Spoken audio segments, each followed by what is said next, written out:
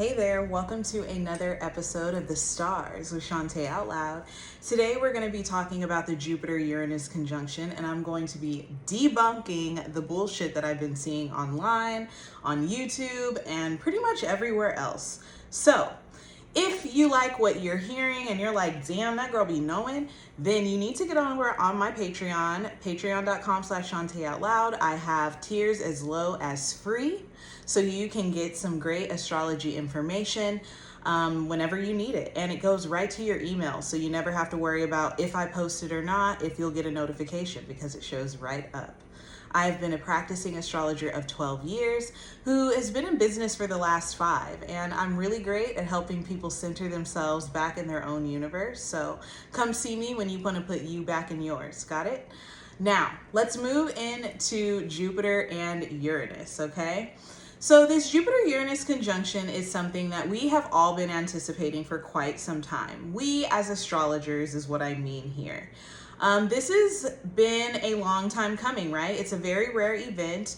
This is something that only happens once every 14 years, and it hasn't happened in Taurus for quite some time. This Jupiter-Uranus in Taurus energy has a lot that it comes with and that it packs with it, and I think it's very important that we're honest and truthful about what some of this energy has already shown us and what is likely to come as a result of its initial offset. So I'm recording this today. It is April 17th, and the exact date for the Jupiter conjunction will be on April 21st. So pretty much from Monday of this week, which would have been April 15th, all the way really until like April 25th, we're pretty much going to be in the throes of the Jupiter-Uranus conjunction's energy. So what happens with planets is, just because we have a day that two planets meet, just like your birthday always comes around every time of year at the same day, it doesn't necessarily mean that the planet, your sun, is at that direct degree. Similar to, that's why we see our solar return charts, right? That's why people book and want to know their years ahead. Well, similar to this, whenever we're talking about planetary energy, we have to wait until the planet hits that exact conjunction for it to be kind of exclaimed as this is the conjunction date. But because this energy is moving close towards one another and will still be moving pretty closely in conjunction with one another, really until like May 25th, and we actually have Jupiter enter Gemini, we're going to be watching this energy happen and show up in a lot of ways. Now, one of my students asked me a really great question during our class session about a week and a half ago. She was like, would you say that this Jupiter-Uranus energy is a grand opening or a grand closing? And I think that that's a great question, because the reality is I don't think it can be classified as either. I think it's actually a mix of both. What we're seeing with Jupiter and Uranus in this conjunction is, here is this final moment happening, but we also have a lot down the line that is going to impact it. So let's start off with what Jupiter means and what Jupiter does. So we look to Jupiter. Jupiter is all about knowledge, expansion, and experience. We look to Jupiter for things like travel, whether it be physical travel or just mental travel, right? We look for Jupiter to grow things. We look at Jupiter to establish merit. Is this spiritual or is this knowledge? And how do spirituality and knowledge blend the two together? This is why some of your favorite astrologers are Jupiterian, me included. But this is where we look to when we're talking about that Jupiterian energy. And what we focus on a lot is Jupiter's abundance, Jupiter's prosperity. A lot of times people negate that Jupiter at its core is here to deliver experience. And not every experience is innately abundant or prosperous, at least in the beginning when it comes to Jupiter. I have had a lot of stories actually on my Patreon about my experiences with Jupiter. Times where I thought I was going to be getting this thing and I got that thing. But at the end of the day, maybe that other thing that I didn't think I wanted was probably better than what I thought I was entitled to have, because it brought me a gift of experience. It brought me the gift of knowledge. It maybe brought me closer to my spiritual path. And I think that something that people forget with Jupiter is that loss is a big part of this, right? I think that this is something to consider. When I talk about Jupiter a lot, I talk about how it's the inverse of Saturn, right? Saturn we see as like it's a block and we can't get in. Well, and Jupiter is like, oh, anything goes, we just have a lot.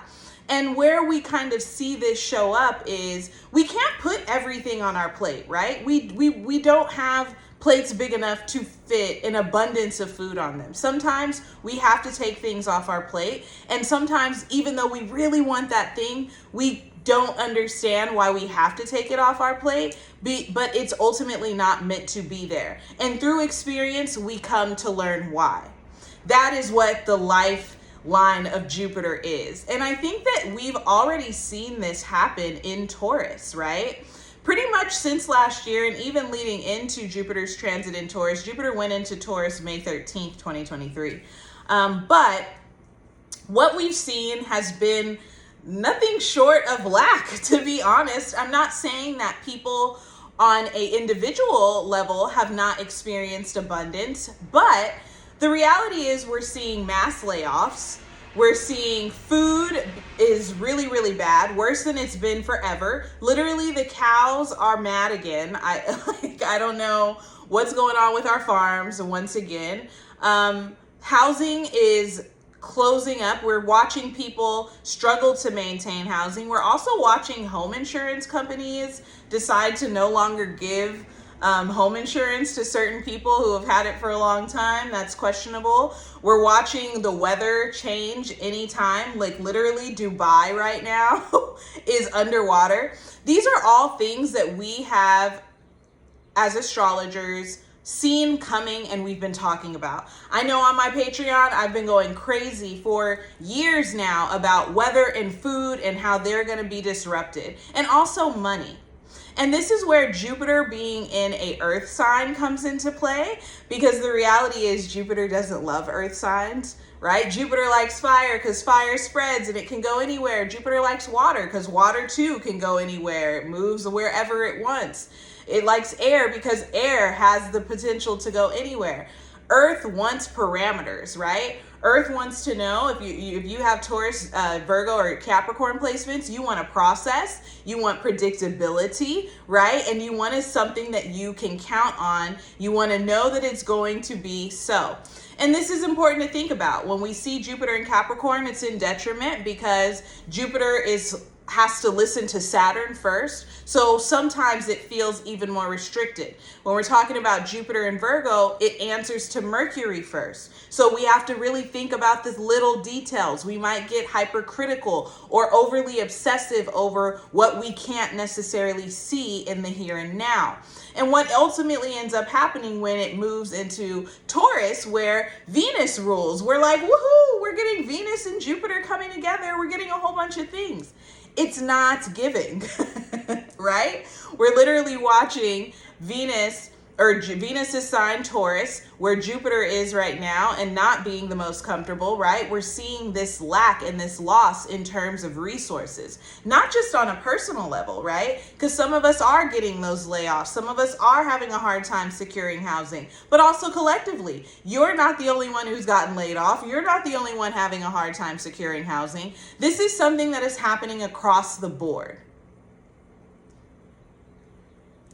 Let's think about food, right? Quaker Oats is getting ready to shut down their plant. In fact, they have stopped operations, and there's no more outsourcing of food coming from Quaker Oats. For years, as a country, we have been beholden on the fact that Quaker Oats, but also oatmeal in general, is the best thing for you. Well, Quaker Oats has been poisoning people, with, I think it was like causing reproductive issues and harmful cancers, and disrupting the hormones of people. Who mostly eats oatmeal? Well, older people and also our kids, right? That's a meal that so many of us grew up on. I know I did. I used to literally eat oatmeal on the way to school in the morning. Like, that was a part of it. Furthermore, let's take it down to what happens at schools. Children eat breakfast and lunch, and I know when I was still working with students, I was sending them home with an extra snack. This came with milk as well. So we're consistently giving them milk and dairy. These are our children, right? Most of our kids are in normal public schools, or even if they're in private schools. Lunchables have been found with sodium and levels of lead that are very high. This is our food, guys. These are our sources. Our food is our number one resource, and we're literally watching it being desecrated, largely because of greed.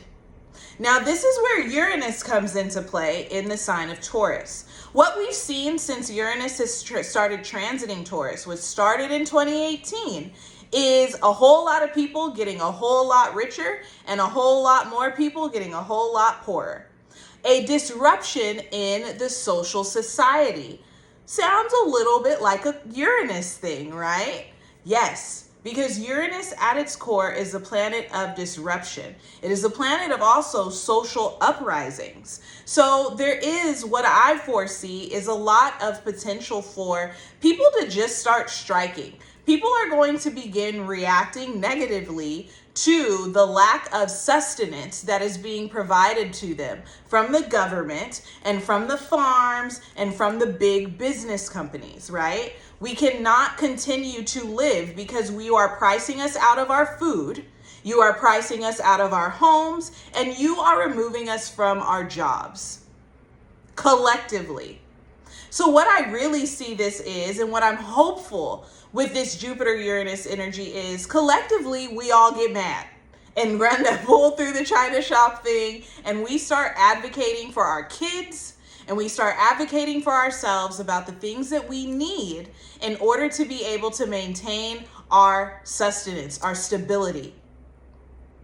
This is where my frustration has come from, because I've seen a lot of other astrologers discussing this transit, and everyone's like, oh, it's such an abundant time, so many stuff and things. And it's like, not without a very intentional shift are we going to all collectively experience this abundance. A great example of Uranus doing really well in Taurus, because Uranus doesn't like Taurus. Hello, first of all, Uranus doesn't like fixed signs. This is another reason I really hate the whole Uranus rules Aquarius thing. That doesn't even make sense. It can make sense. I don't want to completely disregard it. But when we think about the way that Uranus works, Uranus is random. It's like this. In Taurus, stubborn. I want things to be where they are. I want them to be in a certain way. In earth signs, right, where we have parameters and we want things to be stable and organized and just so and predictable, we have Uranus, who is unpredictable. So what we're seeing is Uranus literally in its fall in the sign of Taurus, right? Because it's not operating. The good thing that Uranus and Taurus brought in its last iteration in this sign was FDR. You know what FDR did? He gave us WIC. He gave us Social Security. He gave us welfare. What I'm hopeful for is maybe there will be some sort of shift where we're able to get those things. Maybe there's a possibility some politician who actually is one of the good guys is going to go ahead and make it so we have access to the things we need on a societal level. We should not be without food. We should not be without housing. We should not be without the resources that we need to live a stable life. And if you fancy yourself as a person who does want to see collective change and isn't so selfishly obsessed with Jupiter Uranus bringing you, having you win the lotto or having you do outside of that, what I'm hoping for is that something changes that brings people on across the board, not even just here in the USA, but everywhere, a level of abundance, security, and sustenance that has felt lacking for the last several years and even months, I think most recently. I think what I'm hoping for is, and what we're seeing, which I'm loving seeing, we're disrupting the domestics, right? You can't fly out of the airport because people are protesting there. You don't get to pretend that it's okay that people don't have food, people are being murdered, people are being harmed because a bunch of people want to have a bunch of money and not evenly disperse and give it to the people who do need it. there is a lot of good stuff that could happen if we are more collectively minded than where we are being guided towards. That is my frustration as an astrologer when I see other astrologers just saying, it's an abundant time, but make a wish, woohoo, do it. But also make a wish for this collective. Also make a wish for society, right? Understand that you're not, that sometimes, you winning does come at a person's loss. How can you maybe make up something in the midst of that for them? If you're a prayer, why don't we say, Jupiter, Uranus, we pray that people who don't have enough get enough, and that they maintain enough, and that there is, and I don't even want to say, because I don't think anyone's coming to save us in terms of the government, but is there somebody out there who's going to help us be saved? Maybe somebody is coming and being birthed into being during Jupiter and Uranus's conjunction who is going to change the way that society deals with sustenance on a collective level moving forward. Now, this energy is not going to affect you if you do not have very late degree Taurus placements, pretty much the third decan. So anywhere between about 20 to 29 degrees of Taurus. If you have placements there or fixed sign placements, this Jupiter-Uranus conjunction will likely be a trigger or touch you in some way. I also foresee, I think Pisces and Virgo risings are going to have the best, and Capricorn and Cancer risings are going to have good energy again, depending on if your energy falls anywhere in that 20 to 29 range of Taurus. You're going to have good stuff. The one thing I do think that should be considered here as well before I hop off is this Jupiter and Uranus conjunction being that grand opening. So back to planets and patterns, right? Jupiter and Uranus at 21 degrees is just Jupiter and Uranus at 21 degrees in Taurus. We are still going to have the sun in Taurus. We're still going to have our new moon in Taurus. We're going to have Mercury enter Taurus. We're going to have Venus meet up and enter Taurus. And we're eventually going to have Mars enter the sign of Taurus as well. Now, this and these planetary shifts are also going to trigger this Jupiter-Uranus situation. And that is largely because that is just the VAT, right? It's these planets still got to hit that 21 degrees of the Jupiter-Uranus conjunction in the sign of Taurus. So this is something that is going to reverberate not only in the month of May and at the end of this month of April, but well into June.